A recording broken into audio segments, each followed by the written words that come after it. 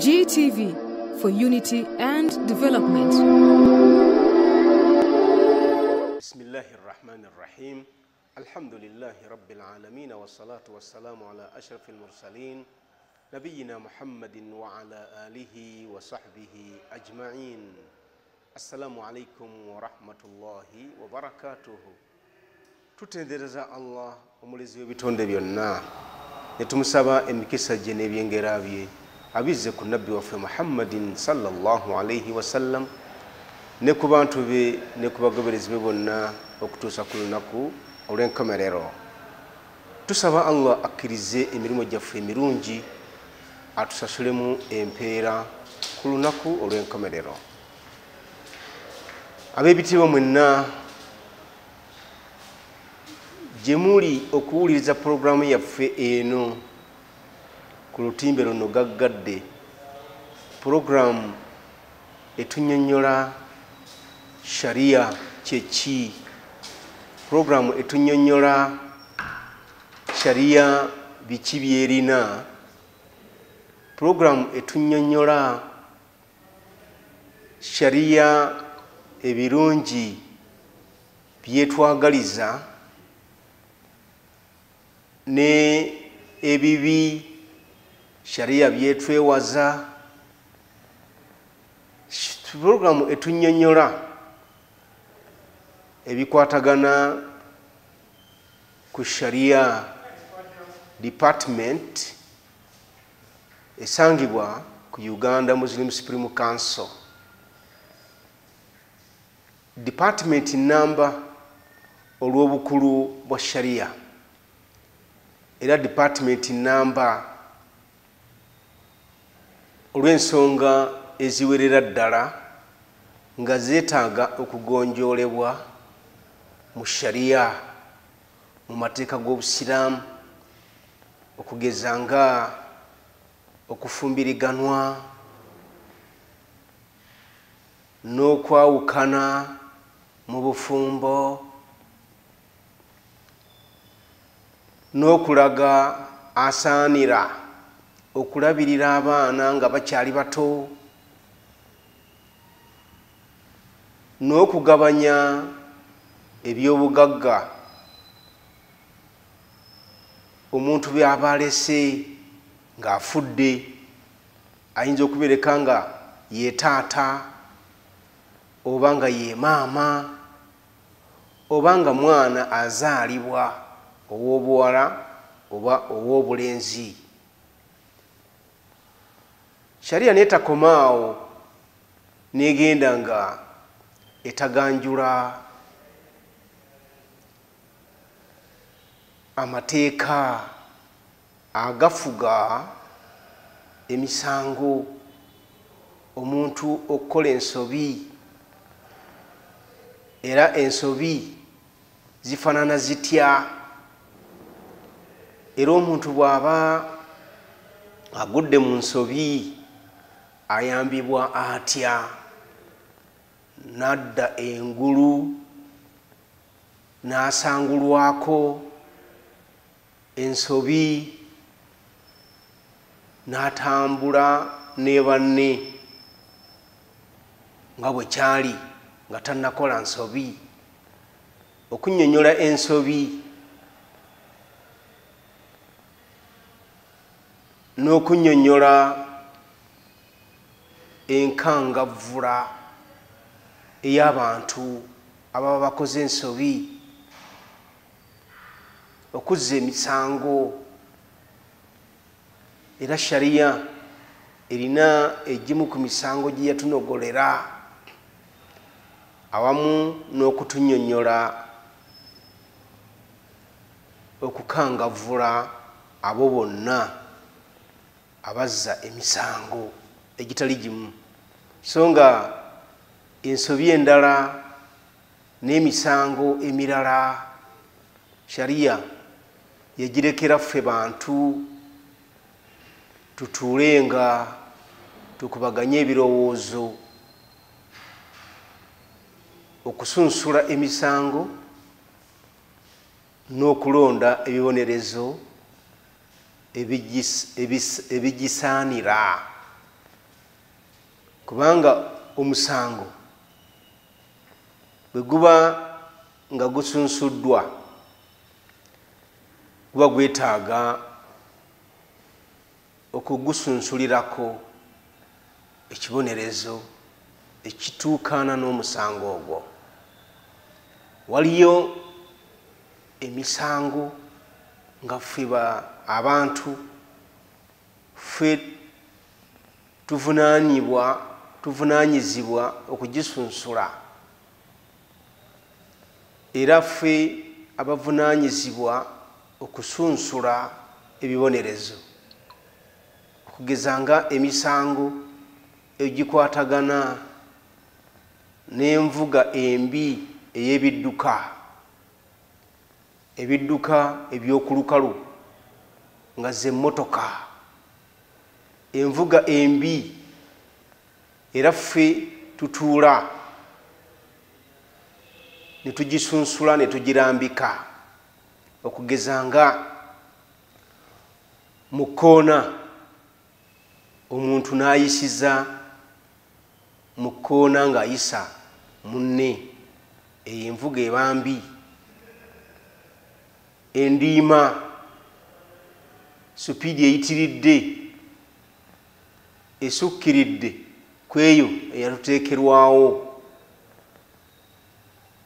n'abakontrolinga ebidduka ebiddukira ku lukalu.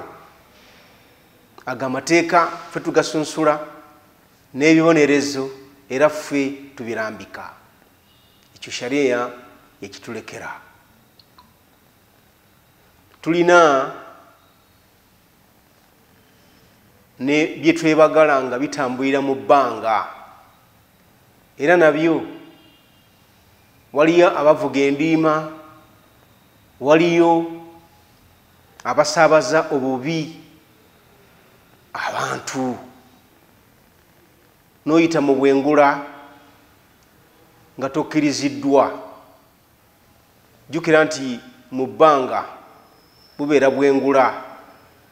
Amawanga agatudde wano wansi gaagala okutegeera ebiyita mu bbanga lyago, mu bwengula bwago, si kulwa nga abazigu bagazinda era bagatuusaako ebisago. Kati waliyo ebyebagalwa nga biyita mu bbanga waggulu. Abaffe bisobola okukola ensobi, bapayiloti b'ennyonyi basobola okukola ensobi, abakozi ab'omu nnyonyi basobola okukola ensobi.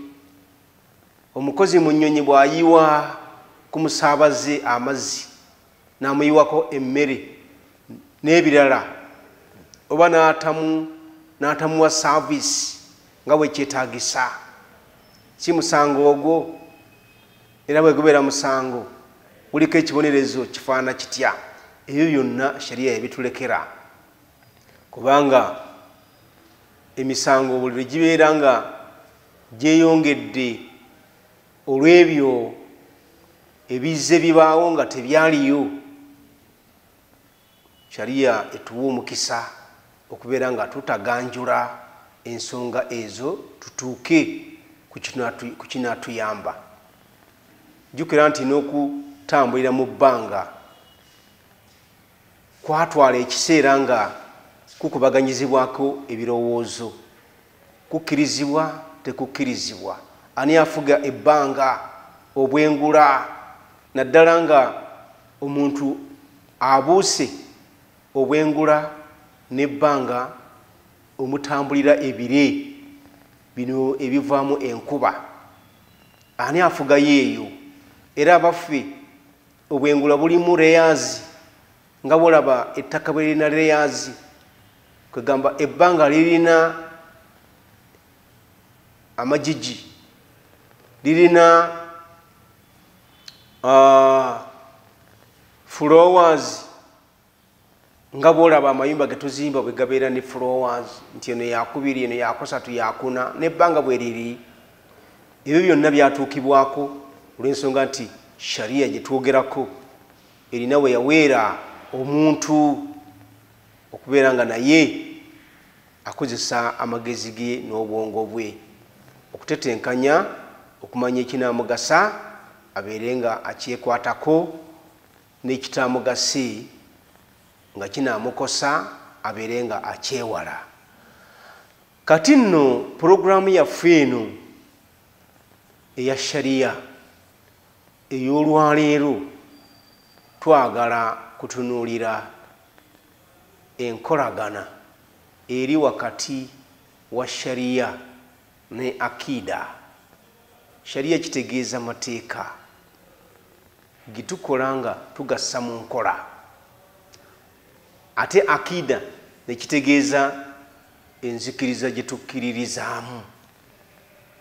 Nkolagana ki eri wakati w'enzikiriza ne shariya nnyini mateeka? Gwe musomo gwe twagala okugaziwa n'okunnyonnyola olwaleero biidhnillahi ta'ala. Tujja kugunnyonnyolera mu nnyingo 3. Esooka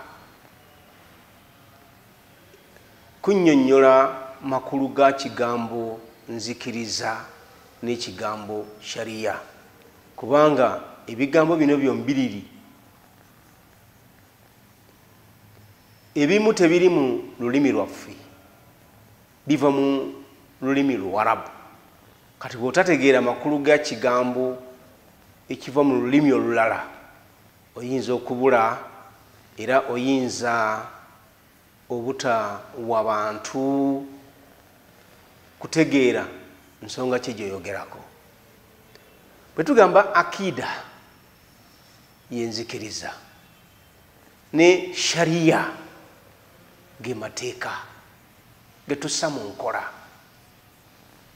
ebigambo ebyo mbiriri akida ne shariya biva mu lulimi Luwarabu, naye bikwatagana okukkiriza n'okussa mu nkola. Njagala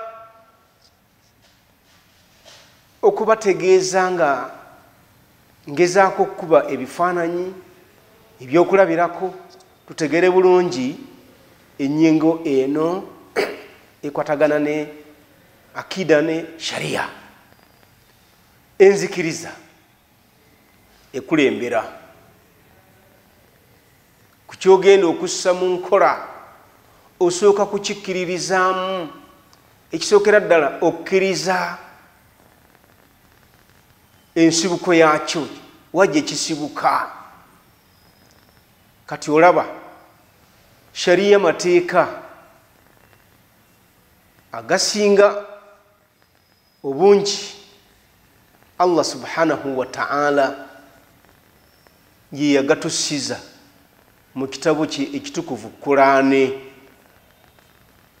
Kati Allah subhanahu wa ta'ala ng'onossa mu nkola shariya osooka n'omukkiriza, ng'onossa mu nkola shariya osooka n'omuwa ekitiibwa, ng'onossa mu nkola amateeka osooka n'omanya nti obukulu bw'amateeka g'ogenda okussa mu nkola bulinganga obukulu bw'oyo agakuwadde agakubagidde ogasse mu nkola nga ye Allah subhanahu wa ta'ala. Kati tusooka ne tukkiriza Allah, era okukkiriza Allah kyetulina okutandika nakyo. Tukoowole abantu bakkirize Allah nti Allah subhanahu wa ta'ala ye mutonzi waabwe, bakkirize Allah nti Allah subhanahu wa ta'ala ye mujjuvu mu buli ngeri, mu buli nsonga, nti bw'aba akubumbye akutonze n'akuwa ekikula kya kisajja oba kya kikyala, abeera akukoze bulungi, era abatakoze ensobi kukutonda nga oli mwami oba kukutonda nga oli mukyala, kubanga Allah subhanahu wa ta'ala bw'atonda ekyo kyatonze kibeera kirungi, kibeera n'omugaso. Omwami alina omugaso, n'omukyala alina omugaso. Ebikula bingi nga biri peya. Kuliko peya y'ekyami ne peya y'ekikyala. Era obwami oba obukyala tebuli mu ffe bantu ffekka, naye tunuulira n'ensolo nazo zirimu ensajja n'enkazi. Kati okkiriza Allah subhanahu wa ta'ala omutonzi eyatutonda,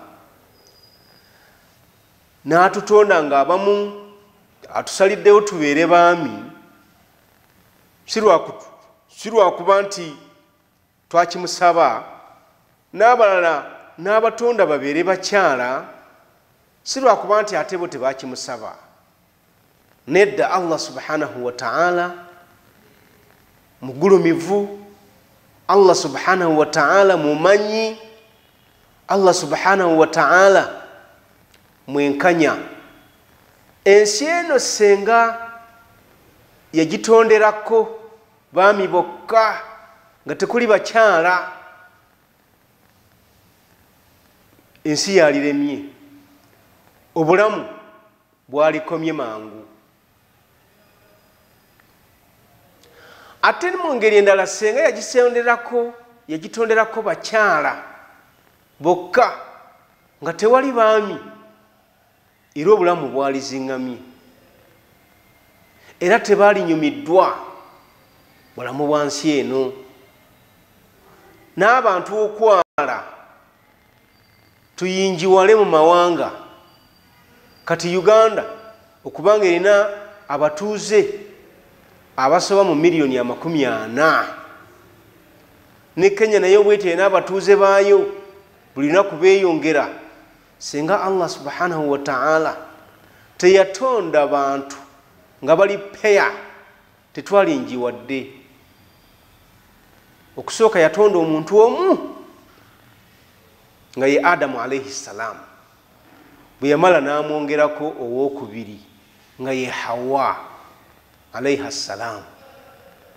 Era Adamu ne Hawa abantu bonna abasigadde mwe baava, kubanga Allah subhanahu wa ta'ala yakisalawo, era Allah subhanahu wa ta'ala yakitunyonnyola nti nze nasalawo okubatonda, naye nasooka kutonda mwami ayitibwa Adamu, nga tasobola kuwangala ku nsi kuno yekka, nenzizaako okutonda omukyala ng'ayitibwa Hawa.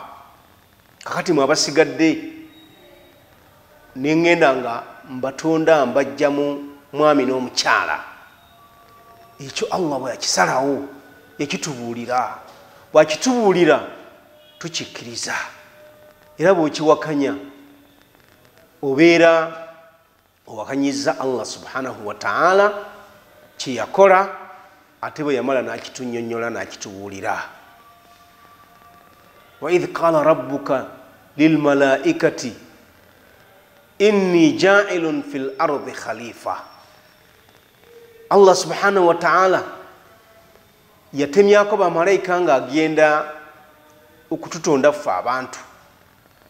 Bw'anaamala okututonda atusikize ku nsi gye tunaawangaalira. Ffe abantu Allah yatutonda, era yasooka kutonda Adamu, oluvannyuma n'atonda Hawa, oluvannyuma abasigaddewo n'abatonda nga abajjamu Adamu ne Hawa. Ekyo Allah subhanahu wa ta'ala tukimukkiririzaamu, era bamala okukitutegeeza bw'atyo bwe kiba kyetaaga okukissa mu nkola, kati ng'ekyokuwasa n'okufumbirwa, olwawo tuba tugenda kukikola kubanga Allah subhanahu wa ta'ala ekitunyonnyola ne tukikkiriza.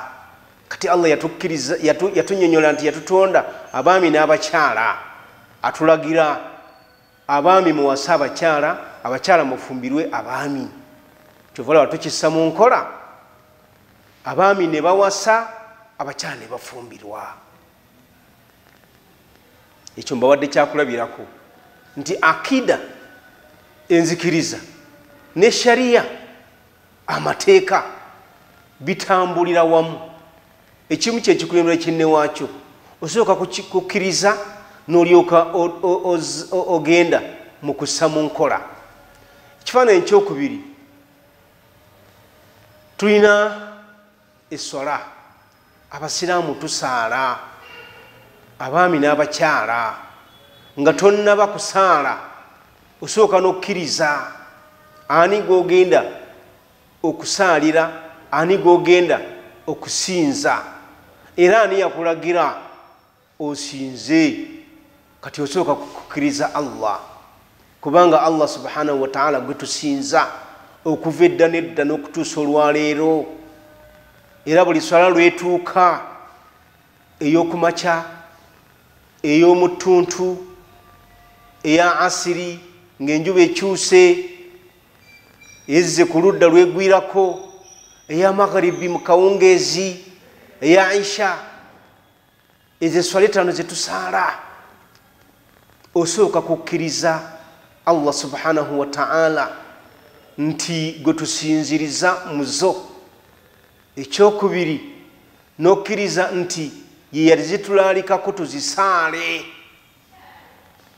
Era bwe tutyo bwe tulina okussa mu nkola esswala ezo. Ekyokusatu nti bwe tuba tusaala, tusaalanga bwe yatutuma tusaale, bwe yatulalikako esswala, bwe yatunnyonnyola ensaala nga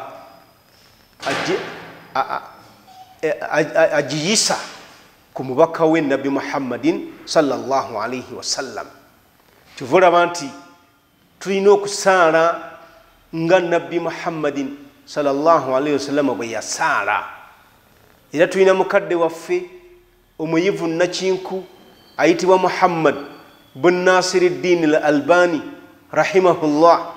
Yawandiika ekitabo nga atunnyonnyola bwe tulina okusaala.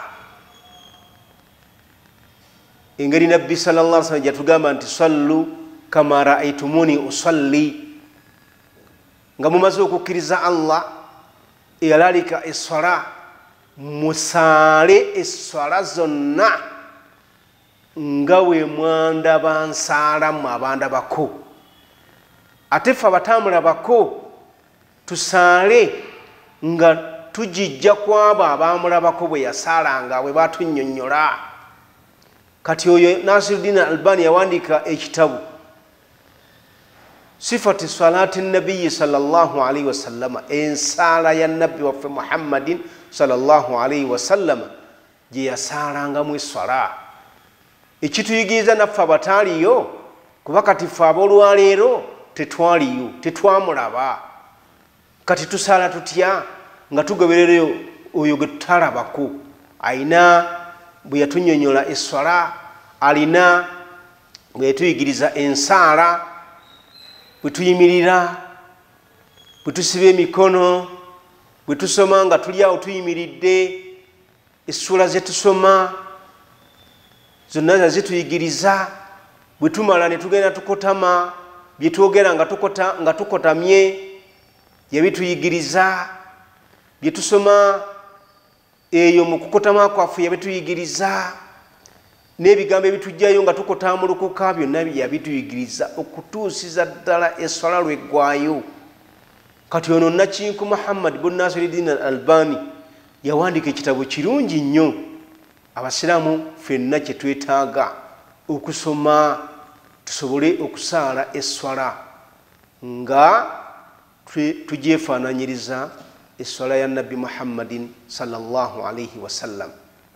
Kati esswala tugissa mu nkola, naye nga tonnaba kugissa mu nkola osooka n'okkiriza ani eyagiraalika ye Allah subhanahu wa ta'ala, siba amaseeka nedda, siba haji sibe kiri, siba hajati esswala Allah subhanahu wa ta'ala yagiraalika.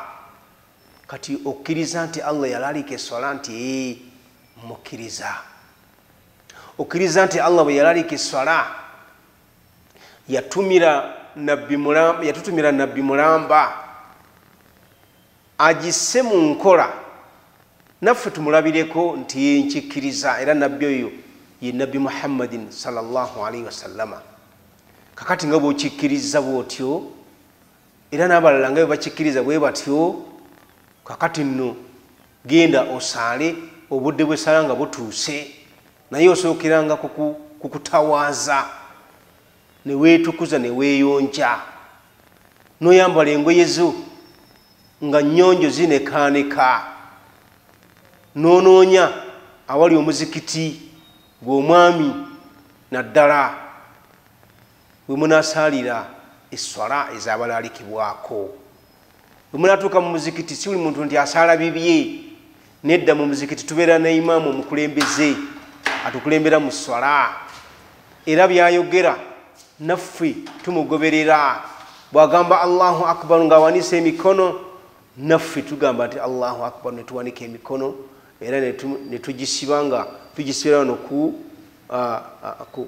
kifuba kyaffe mpaka lwamala okutusaaza nga yatukulembera mu swala. Kati tugenda okusaala nga twamala dda okukkiriza esswala.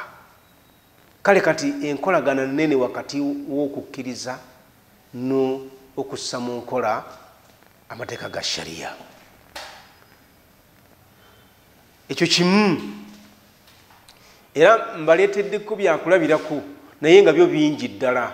Katulaba ne hijja, abamu tebannaba kukkiriza nti Allah subhanahu wa ta'ala yalaalika hijja, era ndowooza y'ensonga lwaki tebannagikola ate nga balina obusobozi.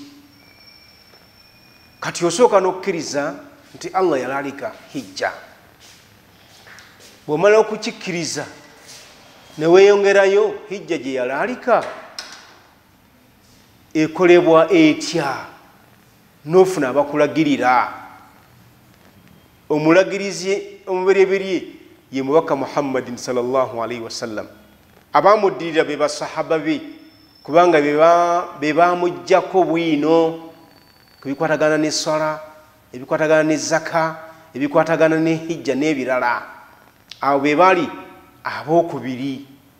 Abo nabo balina be baasomesanga abaana baabwe abaatuula wansi ne babasomako be batabiina. Kuba basahaba nabo bagenda ensi eno, tugenda. Kakati bwe tuba tugenda, abalala tubagira ki? Abalala tubayigiriza. Bye tumaze okubayigiriza ffe bwe tugenda, ebyo nabo kwe batandikira okubanga bassa mu nkola, ate nabo bayigirizeeko abalala, kubanga bwetyo bwe twaweebwa obulamu bw'ensi eno tubutambuliramu mu ngeri ya sessions. Kati session ya Nabbi sallallahu alaihi wasallam yaggwako, basahaba ne bajja, nabe yaabwe neggwako, batabiina ne bajja, nabe yaabwe neggwako, batabiina nabo ne bajja, nabe yaabwe neggwako, al-a'imma al-arba'a, abayivu bannakinku nabo ne bajja, omwali Abu Hanifa, Maliki, Shafi'i, Ahmad bin Hanbal. Ne bongera okutugaziyiriza obusiraamu bwaffe, shariya yaffe, engeri gye tulina okuba nti tujja apulayinga oba tugissa mu nkola. Kati nno bannange, eyo enkolagana yennyinga esooka mu musomo gwaffe ogw'olwaleero, okutegeera obukkiriza bwe bukwataganira n'amateeka ag'obusiraamu. Amateeka g'obusiraamu ye shariya, ate amateeka g'obusiraamu nga ye shariya wano tulondako malondi naye mangi ddala nga bwe tujja okukiraba insha allahu taala mu misomo eginaddirira, kubanga mu mateeka g'obusiraamu aga shariya mulimu agakwatagana n'okusinza Allah waffe omugulumivu, mulimu agakwatagana n'okunoonya obugagga. Makubo ki ge tulina okukozesa okunoonya obugagga, so nga ate amakubo amalala tetukkirizibwa kugakozesa nga tunoonya ebyobugagga. Era mu shariya ne muyingiramu okukulembera. Abantu abakulemberwa beeronda batya? Abakulembeze balondebwa batya? Bwe muba musoma history w'obusiraamu, nabbi bw'amala okufa, abasiraamu bagenda mu kalulu ak'okulonda Abubakar radiyallahu anhu. Abasiraamu bagenda mu parliament ey'okubaganya ebirowoozo kwani anaalondebwa, anaabeera na bisaanyizo bifaanana bitya, era obukulembeze butunaba tubumuwadde agenda kutukulembera nga asinziira ku ki, mulamwa ki, programs ki zagenda okubeera nga assa mu nkola. Bwe mala okulonda omukulembeze ate yeetaagako abanamuyamba okutambuza obukulembeze, kuba si ye yekka n'abutambuza. Obukulembeze bubeera n'amasiga 3. Essiga erisooka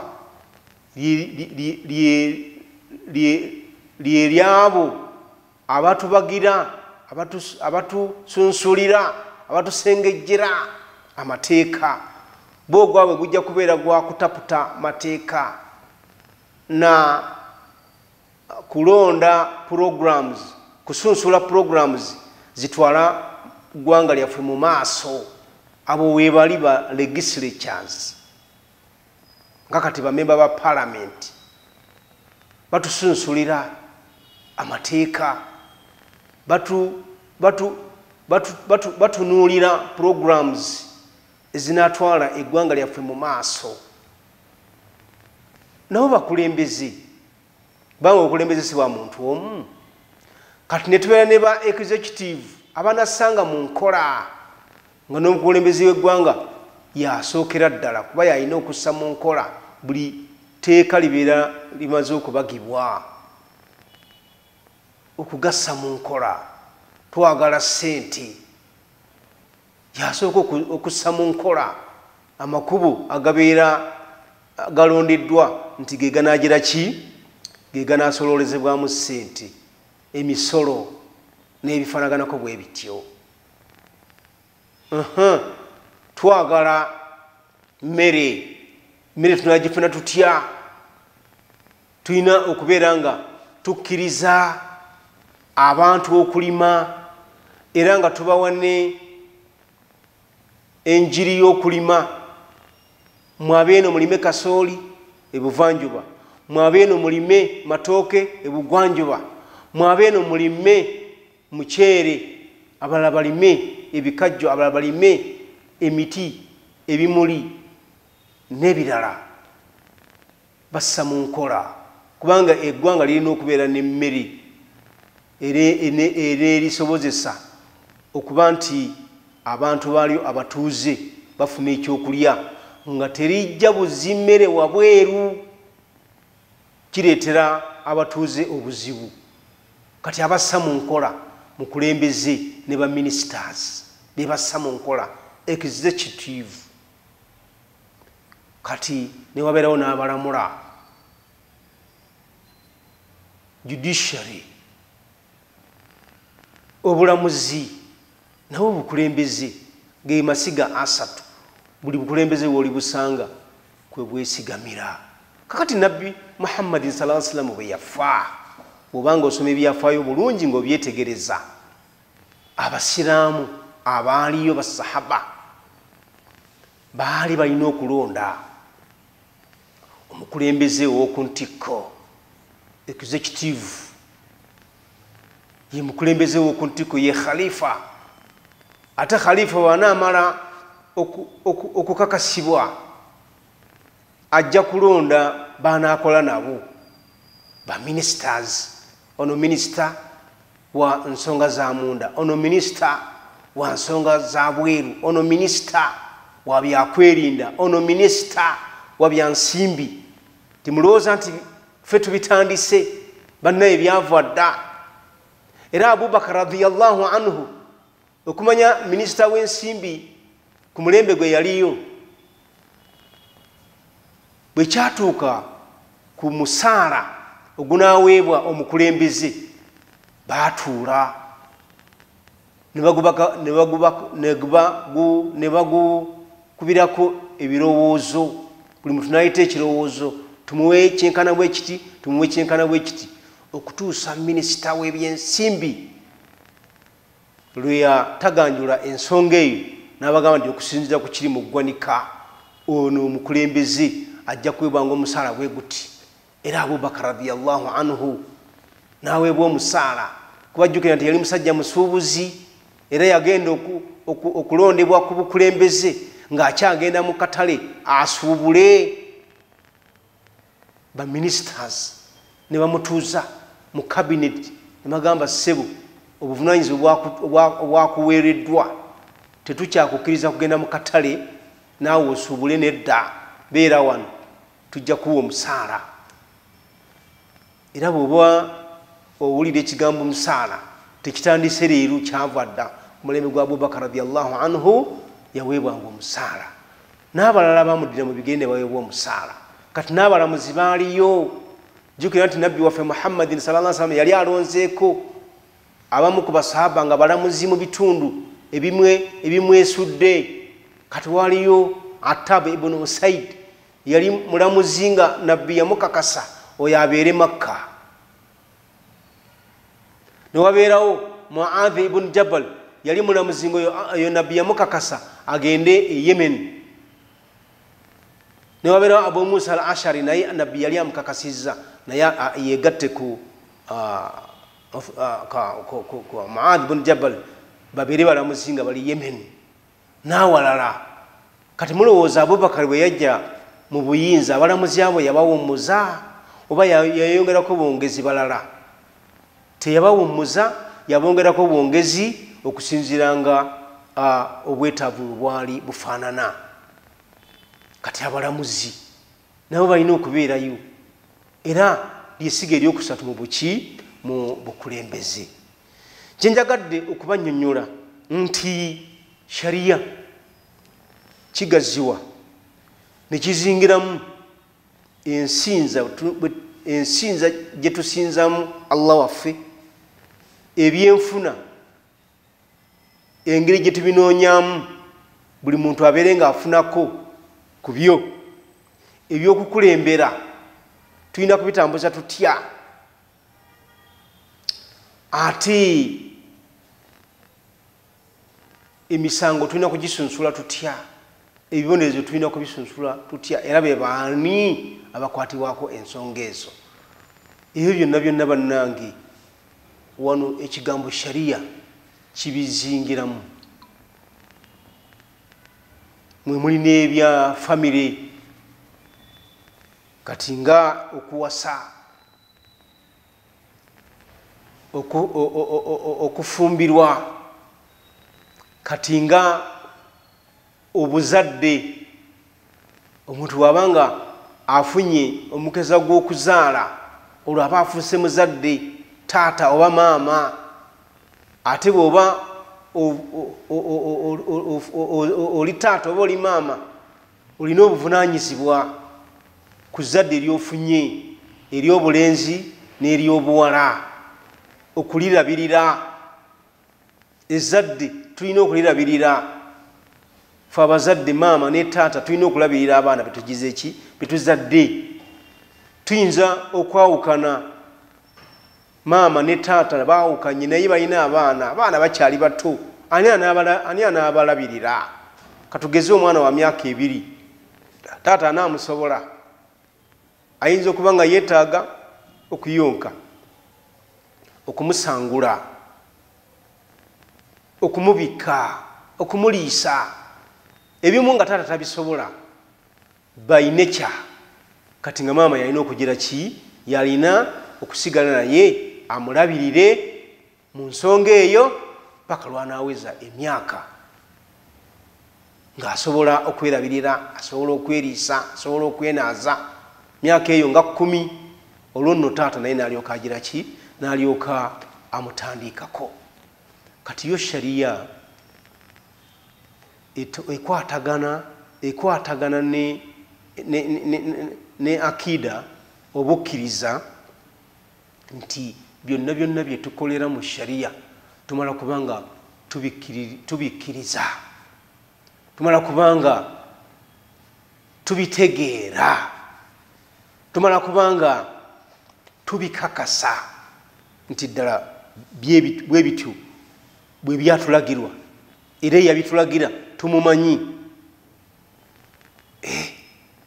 kati yo shariya emala negaziwa mu kubeera nti ebisibwa mu nkola bingi naye ate buli kisibwa mu nkola kiina akakwate n'obukkiriza kubanga omala kukikkiririzaamu omala kwolesa bukkiriza omala kukikkiriza omala kukikakasa n'olyoka okissa mu nkola kyova olaba nti obusiraamu ku mulembe gwa nabbi sallallahu alaihi wasallam emyaka gyali 13 miramba nga nabbi annyonnyola abantu kukkiriza mukkirize katonda mukkirize na bino byatugamba katonda waali yadde nga ffe tetunnafuna busobozi bumulabako naye nga ye waali atulaba katonda ye yatonda ensi eno mu bugazi bwayo n'ebyo byonna ebigirimu newankubadde nga ffe tetusobola kubitondayo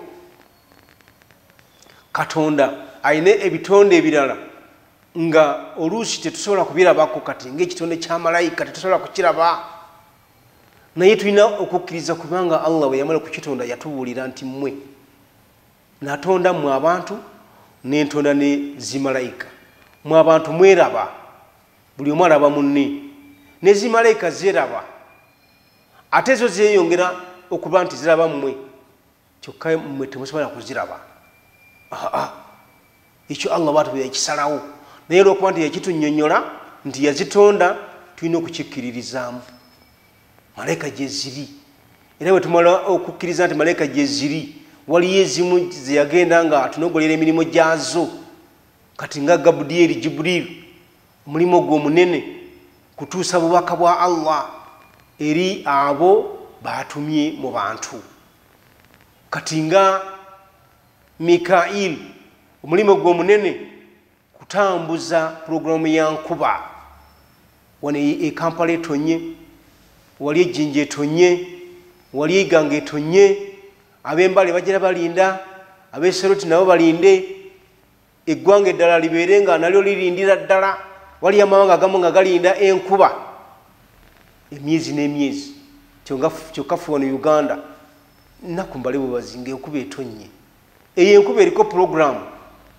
ya malayika namba era Allah yamutonnyonnyola Israfil oyo omulimo gwe alinda Allah lwamugamba nti bennatonda bonna mbamazeeyo ensi ngizinzeeko bonna fuuwa mu ŋŋombe abakyali abalamu basooke baffe kuba bonna balina okufa kasita babeera nga bantu batondebwa ate ogifuuwa omulundi ogwokubiri bonna baveeyo bazuukuke bagolokoke mbatwale mu bbaliro mbasasule bye baakolanga ogwo mulimu gwa Israfil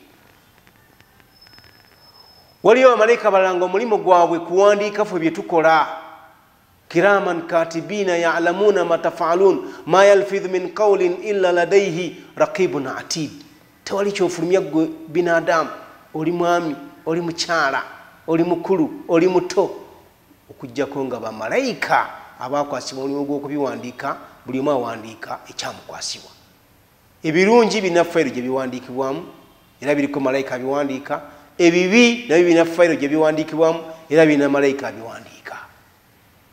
Abo bamalayika ffe situbalaba, naye Allah subhanahu wa ta'ala yabatutegeeza nti gye bali tulina okubakkiriza, kubanga obukkiriza kukkiriza ebyo Allah subhanahu wa ta'ala byatunnyonnyodde. Okusooka tusooka ne tumukkiriza ye kennyini Allah, oluvannyuma ne tukkiriza byonna byatunnyonnyodde mu bitonde bye yatonda nga tetubirabako. Kati nga bamalayika n'amajinni tetubalaba, tetubiraba ebyo bitonde, naye Allah subhanahu wa ta'ala yabitunnyonnyola nti yabitonda gye biri, tulina okukikkiriza.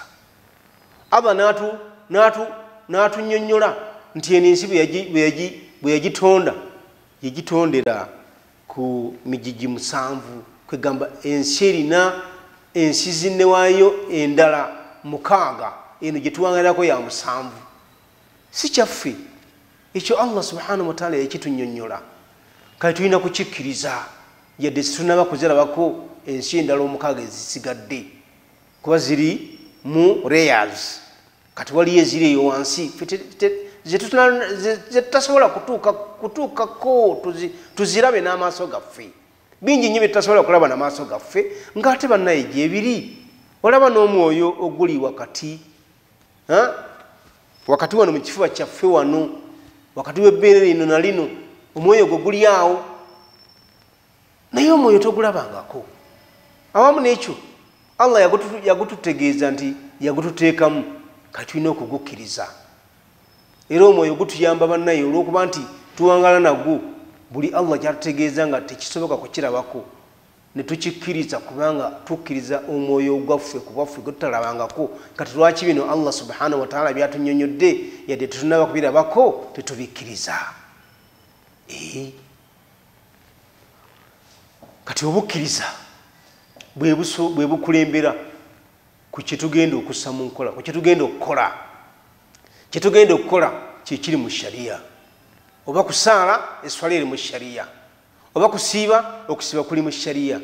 Oba kukola hijja, hijja eri mu shariya. Oba kuwasa na kufumbirwa, okuwasa n'okufumbirwa biri mu shariya. Byonna bye tussa mu nkola ffe ng'abantu byebyo shariya byetwala, naye nga tumala kubikkiririzaamu. Tumala kugira ki? Kubikkiririzaamu. Ennyingo ey'okusatu ku mulamwa gwaffe ogw'olwaleero, shariya weekwataganira naki? Ne akida. Olaba ebintu bino byombiriri, obukkiriza ne shariya, byonna biri originated, byonna biva wa Allah. Allah subhanahu wa ta'ala ye yatuwa obukkiriza era natugamba tukkirize. Ate era Allah subhanahu wa ta'ala ye yatuwa shariya era natugamba tugisse mu nkola. Kati byombiriri byava wa Allah era byombiriri byakka ku nabbi Muhammadin sallallahu alayhi wa sallam, era byombiriri binnyonnyolwa omubaka Muhammadin sallallahu alayhi wa sallam. Tosobola kutwalako kimu ekirala n'okireka n'okisuula emuguluka. Nedda, obusiraamu bubeera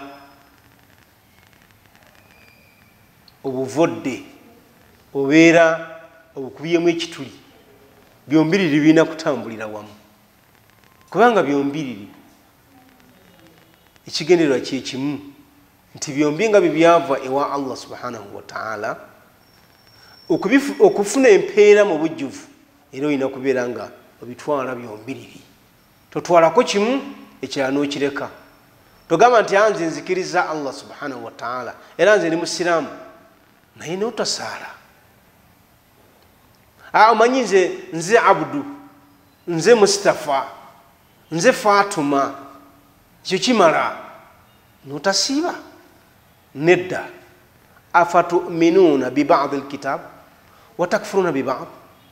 Mwagala kubeera nga abaatukulembera abakkirizangamu amateeka agamu n'obukkiriza obumu ate amalala ne bagaleka. Mwagala kwawula mu busiraamu bwammwe. Obusiraamu bujjuvu bulinga jji, totwalako kitundu n'oleka ekirala.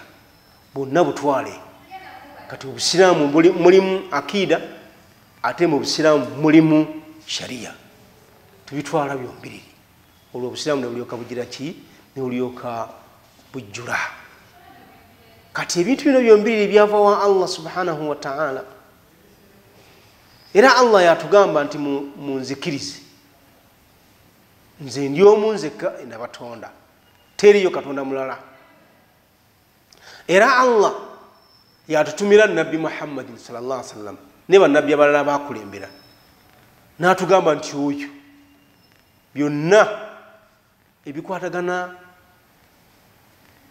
ku busiraamu gwe muba mubibuuza agenda kubibannyonnyola kubanze ngenda kubeera nga nkolagana naye butereevu nina malayika yange Jibril gye ngenda okutumiranga emutwalire obubaka bwange sigagenda kwogera buli omu kinoomu nedda tekijja kukola makulu njagala ono gwe nsiimye gwe ngenda okwogerezaganyanga naye kakati ye abategeezemu abasigadde era bw'atyo Allah subhanahu wa ta'ala bwe yasalawo mu mirembe gitali gimu nga buli mulembe ayogereramu na muntu ogwo gwe yawa obwannabbi n'obubaka kati abasigadde ebya Allah babijja ku oyo abasigadde ebyobukkiriza babisoma ku oyo era bannabbi bonna Allah waatu byeyayogeranga nabo nga yeyambisa malayika ayitibwa Jibril yagenda ewa Nuh namutwalira obubaka Jibril n'agenda ewa Hud namutwalira obubaka Jibril n'agenda ewa Ibrahim namutwalira obubaka n'agenda ewa Musa namutwalira obubaka n'agenda ewa Isa namutwalira obubaka n'agenda ewa Muhammadin sallallahu alaihi wasallam namutwalira obubaka oyo Jibril gwe gwali omulimu gwe kutambuza bubaka kubujja wa Allah kubutwalira bannabbi be beyakakasa n'alonda fe abasigadde obubaka bwa Allah subhanahu wa ta'ala tubujja ku bannabbi be tolinawo olisanga bubaka bwa Allah butereevu nedda waze olina okubufuna kuki ku nabbi gwe yakutumira nga yabukuwa byombi byava wa Allah era Allah bwe yali atuma bannabbi yasooka kubatuma na bukkiriza musomesa abantu obukkiriza mubagambe bakkirize basookere ku nze katonda waabwe bazzeeko mmwe bannabbi be mbatumidde bakkirize nti leero ne bamalayika bakkirize nti waliyo n'olunaku olw'enkomerero kale laba olunaku olw'enkomerero tulukkiriza terunnatuuka naye tulukkiriza nti lujja kubaawo olunaku olwo tulukkiriza lugazi era lugenda kubeerako ensonga nnyingi nnyo tulukkiriza tetusobola kuluwakanya era nga bwe tukkiriza nti mu ntaana gye tuziikibwa nga tufudde waliyo entaana nga ebeera ya byengera so nga ate entaana endala zibeera za bibonerezo kati nno bannange ensonga eya sharia n'obukkiriza gituliko bwe bityo bwe bikwatagana obukkiriza bukwatagana ne sharia naye obukkiriza bwetooloolera kukukkiriza ebyo ebitaliiwo okusinga n'ebitonotono mubiriwo obukkiriza bwetyo butambula kale ate yo sharia nebeera nga ekwata ku bintu bye tulina okussa mu nkola olaba n'ebyambalo bye twambala bino sharia yabyogerako era bw'oba oyagala okwambala jangu mu sharia ekwambaze